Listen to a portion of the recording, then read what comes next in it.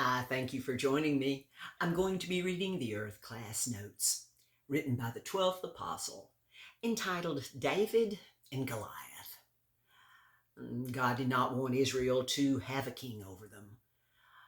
His wish was for all the descendants of Israel to look to him as their king throughout all their generations on earth.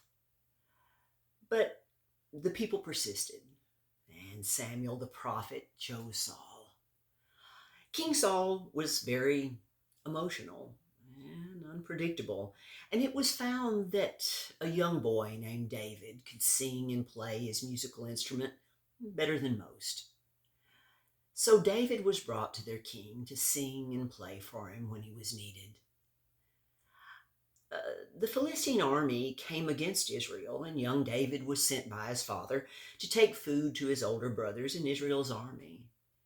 And it was there that he heard the giant Goliath taunting the army of Israel and cursing their God.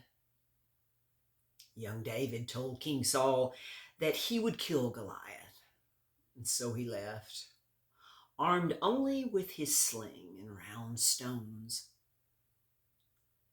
Goliath and the Philistine army all laughed when they saw the young shepherd boy coming out of the valley to meet this giant Goliath, and they watched in amazement as the boy ran towards the giant, swinging his sling and releasing a stone.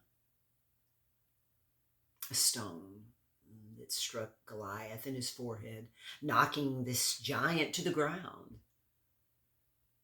The boy quickly took the giant's sword and cut Goliath's head off and held it up for all to see. The Philistine army fled in fear as Israel's army suddenly took courage, pursued, and killed many of them. This all sounds like a fictional story, but it really happened. And David was quickly promoted to national fame. This caused King Saul to be jealous of David, and he even sought to kill him. All of this was part of the consequences of Israel asking to have a king over them instead of looking to God as their king. So the major objective in life on earth is to learn, to understand, and to believe true theology, which is the truth concerning the person and plan of God.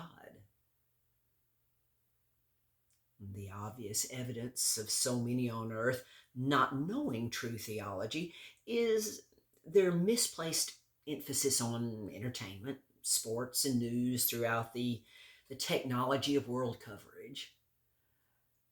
This produces distractions, fear, uncertainties, and even dependence upon the promises of those in positions of power.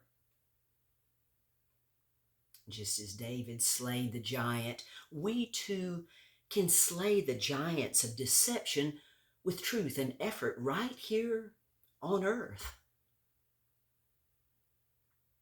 Keep in mind, this is not some hope-so dream. This is an ultimate reality to those who have sought and found the truth about God.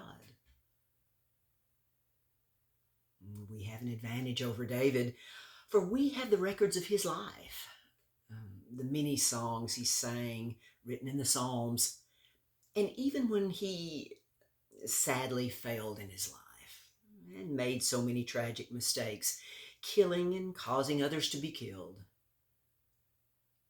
But God loved him. David's great faith in God in his youth has been a mighty memorial to him in every generation after him on earth. So you see in your classroom here on earth what the kings of Israel set in motion for the people: to trust and depend upon kings and politicians instead of trusting in the one and only true God of heaven. Just as the old song says, trust and obey, for there's no other way to be happy in Jesus, but to trust and obey. Until next time.